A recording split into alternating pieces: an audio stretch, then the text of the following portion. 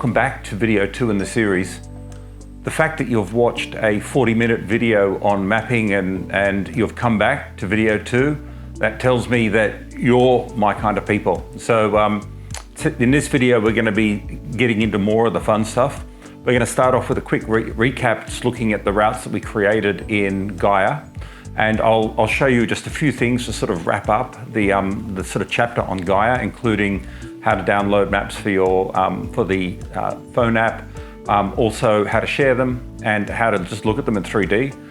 And then we're going to move on to the Zumo XT GPS, and we're going to start looking at how do we get the information from Gaia to the GPS, and we're going to start going into GPS sort of fundamentals and basics, and we'll really go through a lot of the fundamentals, how to set the Zumo up properly, how to get the connectivity that really makes it shine, and then how to sort of create some navigation routes and display tracks and things like that.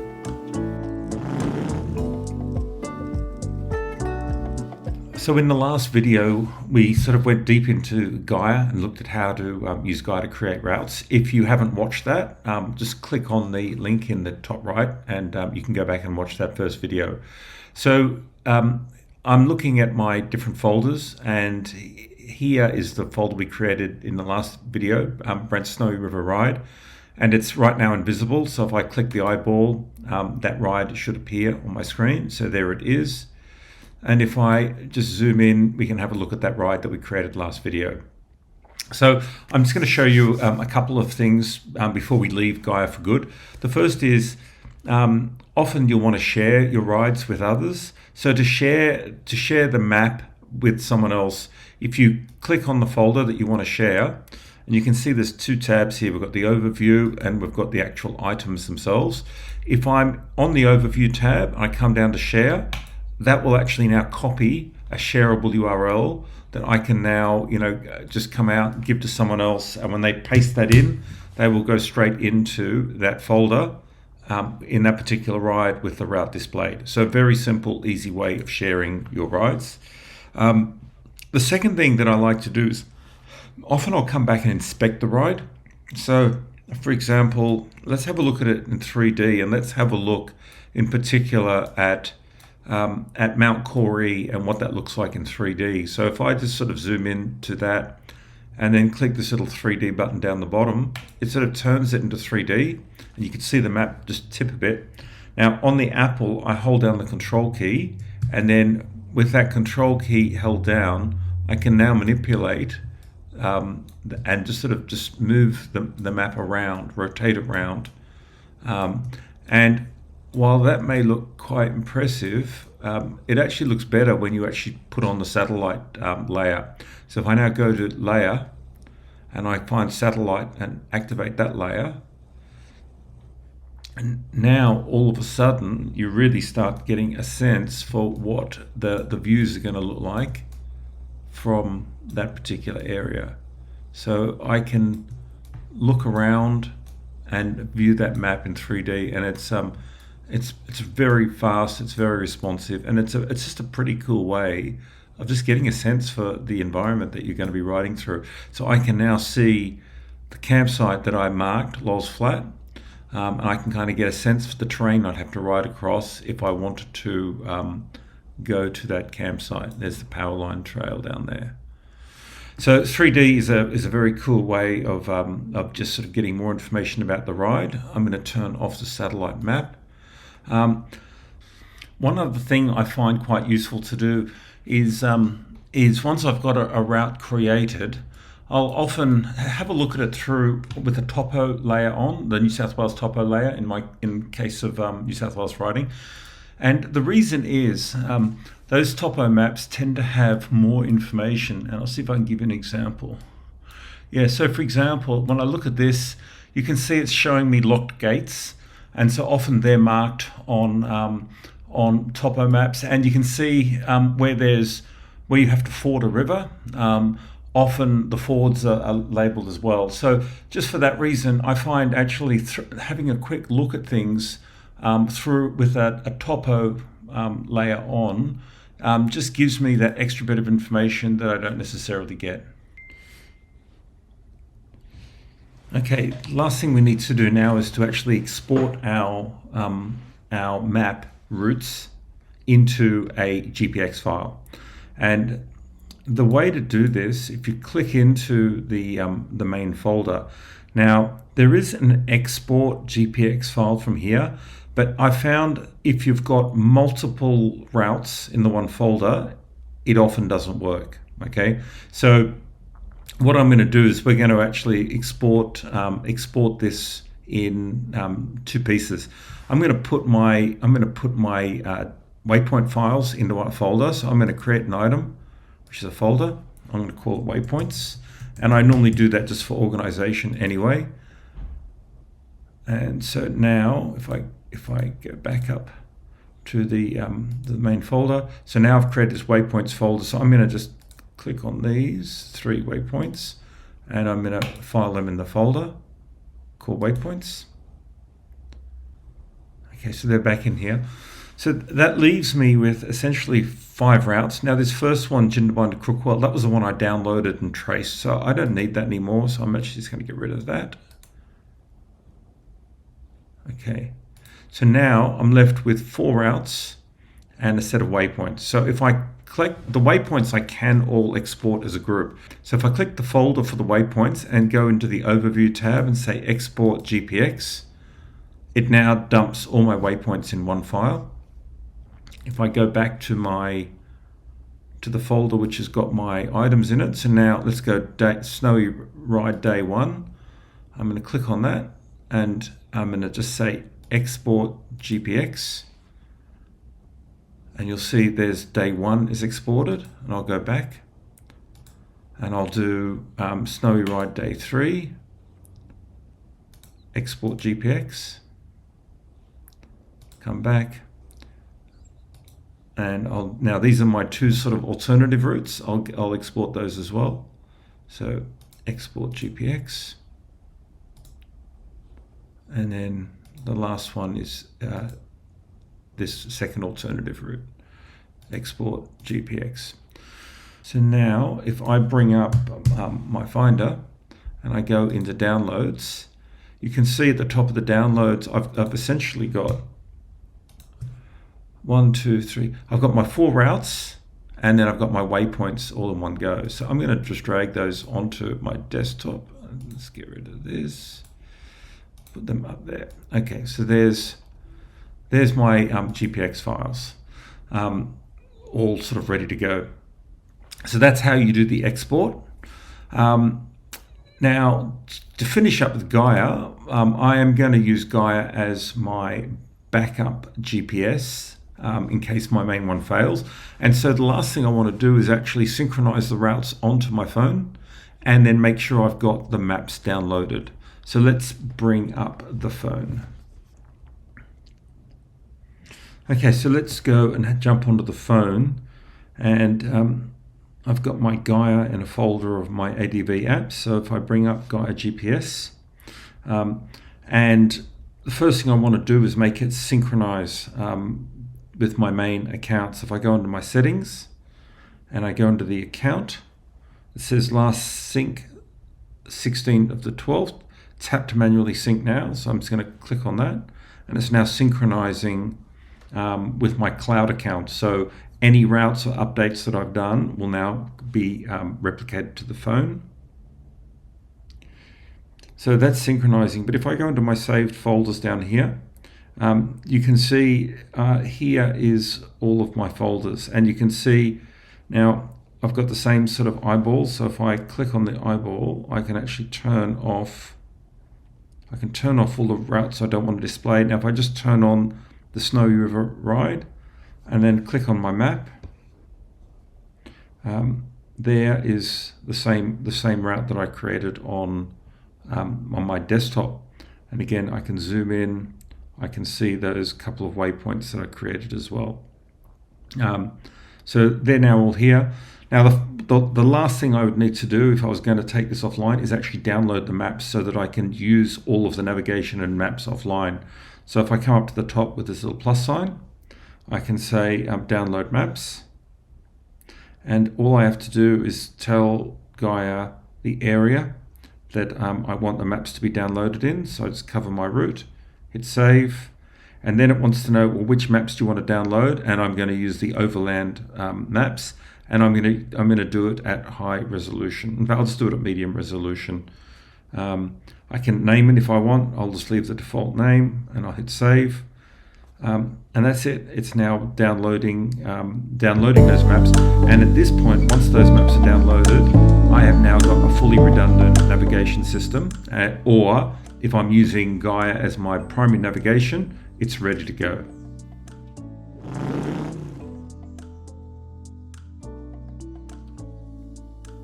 I see a lot of discussions on, do you need a dedicated GPS? Why can't I just use the phone? And the answer is you can use the phone, absolutely. And especially if you're on a budget and you can't afford a GPS unit, the phone will work for you. However, I believe that there are significant advantages to having a dedicated GPS unit. And some of those advantages are it's much more accurate and reliable than the phone. I've been out riding with my buddies and it's like the phone sort of pauses or doesn't keep up. So the GPS just tracks much more in real time and gives you much clearer information, especially if you're in forests where there's trails going all over the place. It's much easier to navigate off the GPS. 2, I think the screen's bigger, better, easier to see. 3, I just think that the functionality of the unit is pretty powerful if you use it properly. And it's designed to be used while riding in gloves. So the interface is actually easier to navigate while you're riding. I've seen phones overheat. Also, I actually like using the phone as my backup navigation device. So if something happened and my main navigation device went out, I know that I've actually got a full redundant navigation device in my Gaia GPS unit in my phone. Downsides of using a GPS, there's 2 main ones. It adds a lot more complexity. If you're just working with Gaia GPS on the phone, the tracks just synchronize across and it's a lot simpler. So if you don't like the hassle and complexity, stay on a phone. And the second obvious one is dollars. It costs you more to buy a dedicated GPS unit. But for me, I think it's money well spent. Navigation is important for me when I'm riding, and I just find that I can navigate way better using the Zumo XT unit. And I like the integration, I like the functionality that it gives me on the dashboard of my bike.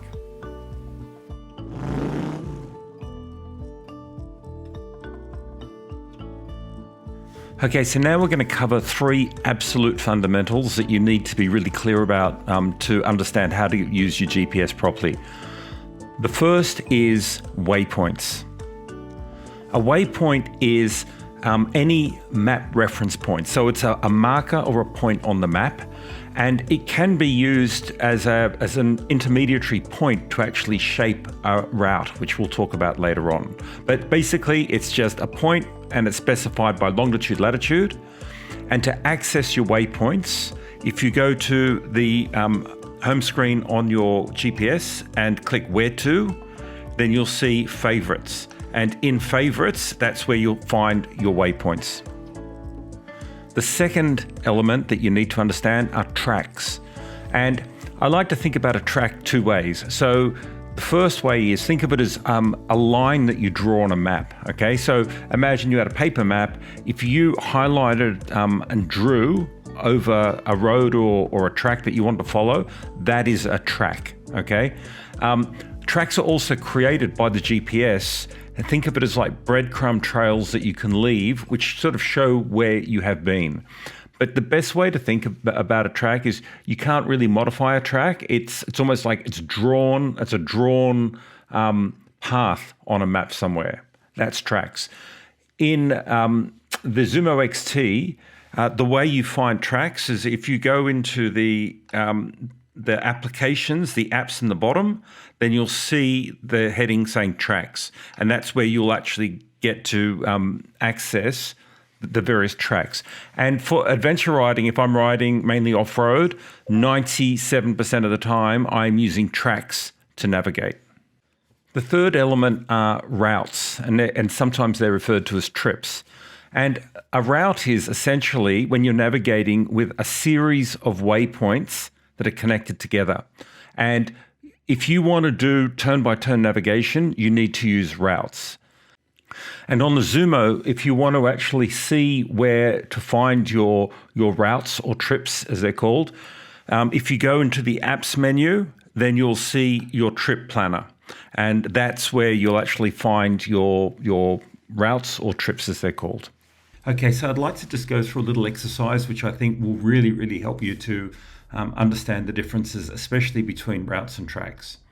I'm in Gaia and I've created a simple one-day ride. And this is about a 300-kilometer loop.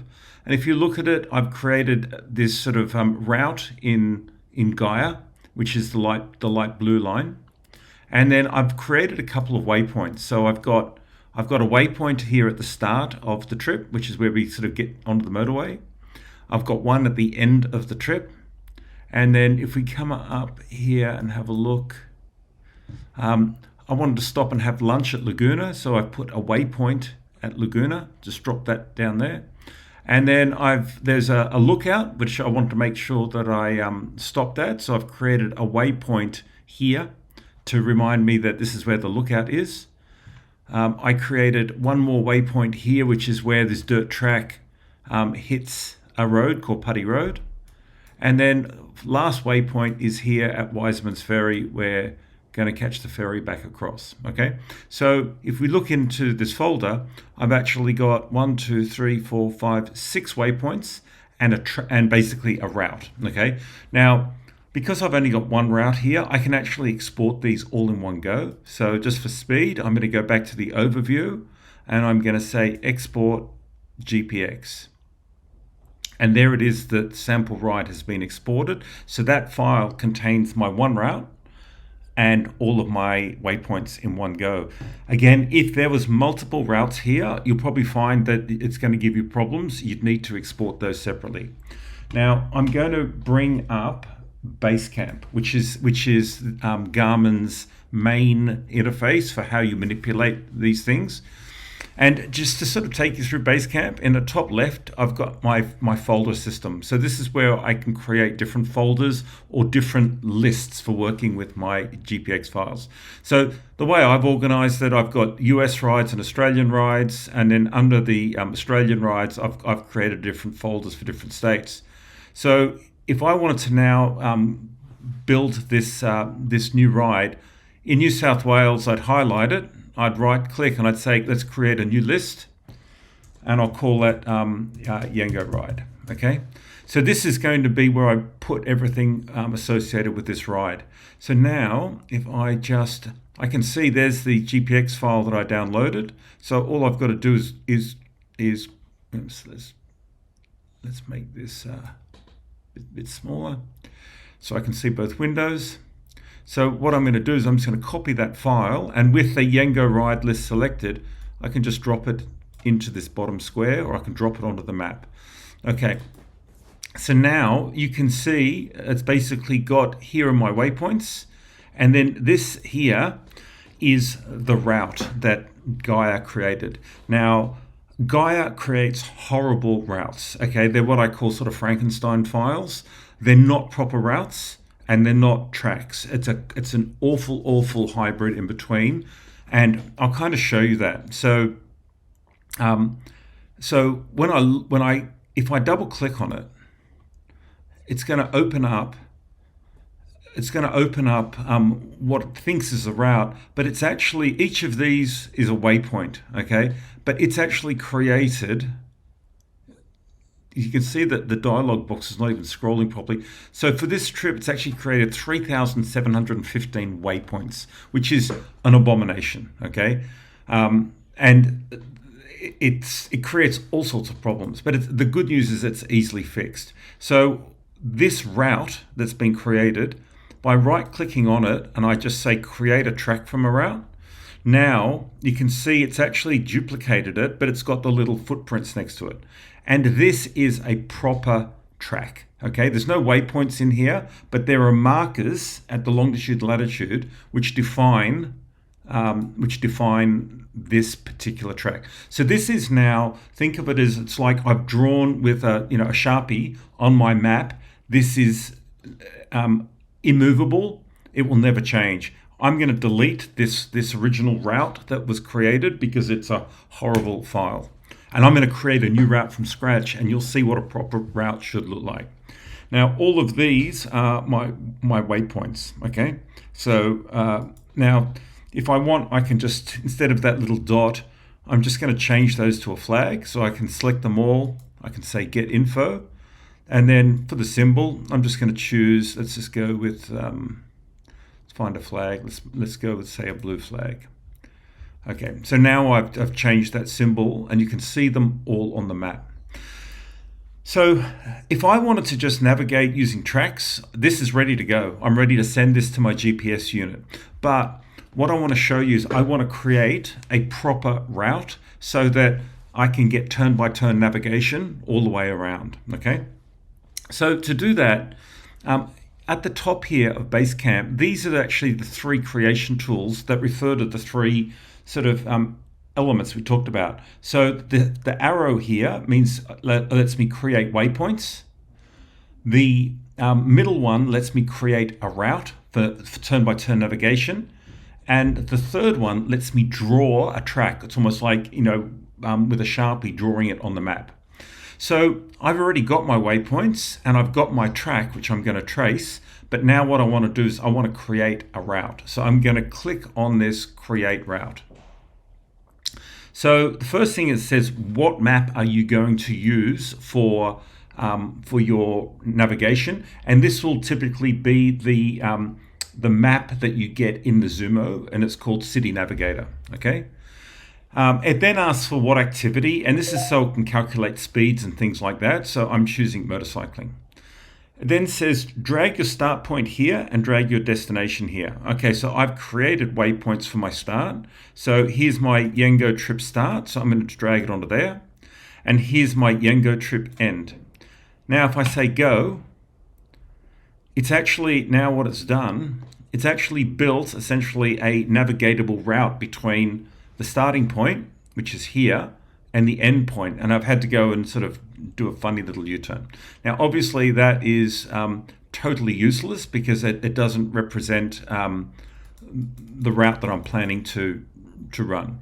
But this is where it sort of becomes quite easy to work with. So if I double click on that route that I created now, and now I just start dragging my waypoints in the order. So, and if you watch the map, so I now want to have lunch at Laguna, so I'll drag that in between.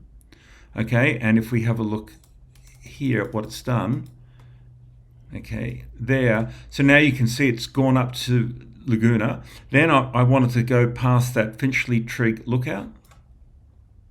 Then I wanted to go to Putty Road. Then I wanted to go through Wiseman's Ferry. Okay, now if you look at, if we just zoom in a bit on this, just by dragging those waypoints in, it's followed this up correctly. Now you can see here, if I zoom in, it hasn't followed the track that I want to go. So the navigation has picked a different route for me. So now what I need to do is adjust that route to go on top of that track. So I can click my little arrow tool here, and with my route selected, all I got to do is just click and drag it on top of the track, and it's now readjusted. So if I now come up here, so this is where I'm essentially just correcting the path that it's picked, and I'm putting it onto the track that I want it to follow. Let's keep going around. That all looks good. So it's all looking good down here. Okay, and I now need to just adjust it down here. Okay, and over here, and back down there.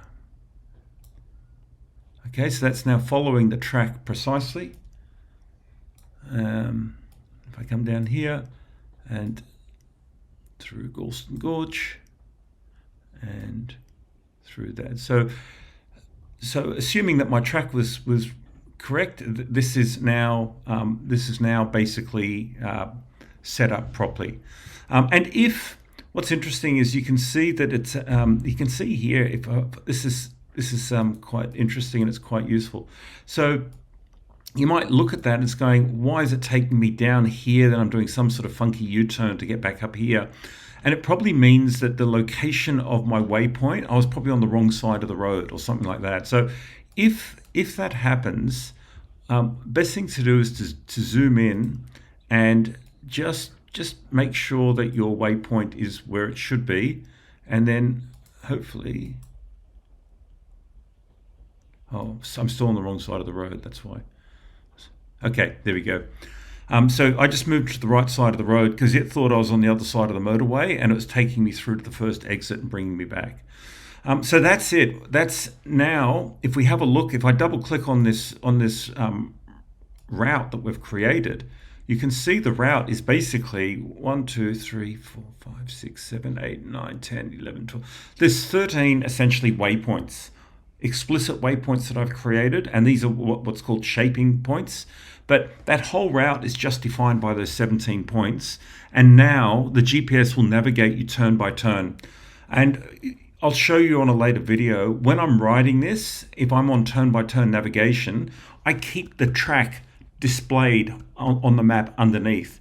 And that means that if there's a detour or something funky goes on, then normally I would never see that track. It's actually hidden by my route, which is sitting on top. But if the GPS starts doing something funky and I get diverted or something like that, I'll always be able to see my original track displayed on the map underneath. So I use both tracks and routes when I'm doing turn-by-turn navigation. Okay, so I hope that all makes sense, and I hope now you are very comfortable with the differences between waypoints, routes, and tracks. And I know it's taken a bit of time, but now finally we're ready to get in and actually start looking at the Zumo.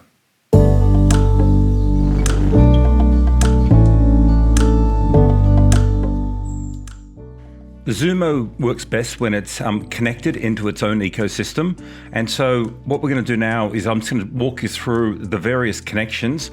I'm not going to show you how to do every connection, but I will put a link in the description to some Garmin videos which do take you through step by step. Arguably one of the most important connections is the connection back to your PC, your laptop or desktop, which is typically running Garmin Basecamp. And whether you love it or hate it, Garmin Basecamp is a pretty powerful bit of software, and this is one of the main ways I still transfer my GPX files to the Zumo. So using that cable that came with your Zumo XT plugged into the USB port of the computer, that gives you that connection. You'll want to connect your Zumo XT to your phone, your smartphone, and you will also want to download the Garmin Drive app. And that's a critical app which actually controls a lot of the connectivity with the Zumo. And again, I'll have instructions on how to do that linking. But the connection with the phone, it sends weather updates to your Zumo, it sends text messages, it allows you to access the music and also to control phone calls. So it's a pretty powerful connection. The Zumo also has a Wi-Fi connection built in. So through the Wi-Fi, you'll want to configure that to access your network. And through that, it actually speaks to the Garmin cloud, which is where it gets its software updates and its map updates from. It also allows you to connect with Garmin Explore. And I will be showing how to use Explore to get data onto the Zumo XT in a later video. If you use a communicator, you'll want to pair that with the Zumo as well, and that allows you to get turn-by-turn voice prompts. It allows you to get warnings. It also allows you to control the music that's coming through as well. So quite handy to have your communicator paired with the Zumo. And finally, if you have a Garmin InReach, you can actually pair that with the Zumo as well, and you can control the InReach functionality through the Zumo. And that means you can turn tracking on and off from the Zumo, but you can also receive InReach notifications and type InReach notifications through the keypad on the Zumo XT. So you don't actually need to use your phone app for doing that. So as you can see, it's a pretty connected device, and setting up those connections will really give you, full functionality.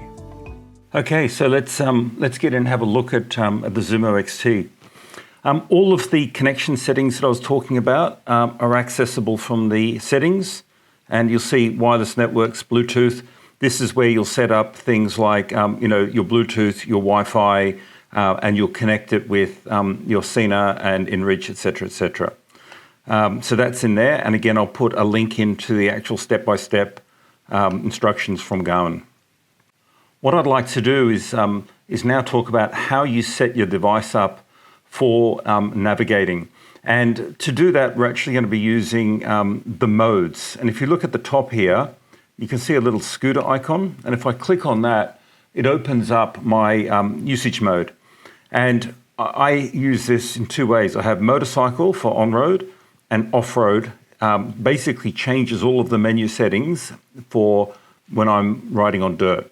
And so if we just have a look at if we look at the map, for example, you can see when I'm in on-road mode or motorcycle mode, I'm using the street maps, and I'm in 3D map mode, and you can see my icon is actually a 3D motorbike there. But when I go off-road, I can come back here now and just say, right, I'm going off-road. I hit usage mode off-road, save, and now it's all been reconfigured. So if I actually have a look at my maps, you'll see it's actually loaded up the topographic maps. So I'm now, if I just zoom in somewhere where there's some trails, right? I've got contour lines. I can see all my dirt trails in brown. So now that's set up. Also, I've lost the 3D mode, and it's now in a different sort of mode. And my icon is also quite different. So if we have a go down to here's where I am, the icon, I'm using an arrowhead icon rather than a 3D motorbike. And that's set up for a specific reason. So let me show you where I'm adjusting those settings. So by default, when you first go into off-road mode, they're probably going to be exactly the same settings, which is the 3D map and the icon, etc. The way you change that, so the changes that I make is under settings. You can see it says map and vehicle. So if I click on that, so the first thing is I changed is the vehicle to show on the map, and instead of doing the 3D motorbike, right, I actually went and you could choose one of these little arrows. So I personally like the yellow arrow, but that's preference. Then this is an important one, driving map view, okay? So there's three options here, and by default on the street, it's in 3D mode. Now, you can change this to whatever your preference is. If you do track up, what it's going to do is you'll always be riding to the top of the screen. So if you see your track bend around to the right, that means you have to turn to the right. If it bends to the left, you have to turn to the left. North up does as it says. It always keeps north up, which means that the arrow is not riding straight up to the top of the screen. You actually, if you're riding south, the arrow will be pointing down. If you're riding west, it'll be pointing to the left, etc. Now, it's probably easier to navigate if you use track up, so the arrow is always pointing straight up on your screen. But it's actually more. For me, I get greater spatial awareness by doing north up, because when the arrow is always pointing at the top of the screen, you actually don't know which way you're heading. Are you heading north, south, east, or west? When I've got north up, I can see, am I riding south, west, east? And because I've sort of plotted out the route, it kind of helps me understand where I am much easier. So personal choice, but I would choose either track up or north up there. The other thing that I've selected is under map layer. This is where I've enabled topographic. So I know certainly in Australia and New Zealand, the Zumo XT comes with both topo maps by default and street maps. So I've turned on topographic maps so that I get all of the trail information clearly displayed there. So they're the main settings that I do for to change modes. And now, at the touch of a button, my Zumo is actually reconfigured for and optimized for street navigation versus off-road dirt navigation. Okay. following on earlier, the discussion about waypoints, tracks, and routes, just to show you where they appear. So if I want to have a look at my waypoints, I go where to, and under favorites, here is where my waypoints come in. Okay, so if I wanted to actually navigate to Flea Creek Campground, I can select that and I can say go. And now it's actually calculating a route from where I am to that campground, and it will give me turn-by-turn navigation. Okay, so that's quite useful. You know, when I do it for campsites in the areas that as I am approaching, I can just say, right, let's do Flea Creek and hit it, and it will now. So now it's actually giving me turn-by-turn and telling me it's going to take 4 hours. Please drive to highlighted route. Yep, exactly. So that's where you get your waypoints. If I want to see my tracks, I can get to it one of two ways. I can go either apps. So if I go into my tracks, here is where I can actually see the tracks that I've got on the computer. Or if I go, the other place I can get to it from my main screen, if I go track, this is the sort of track recorder. That's where I can start recording a track as I'm riding. In the top left corner is the other way of getting to the same screen, which is the track manager. Okay, so that's two ways of getting to tracks.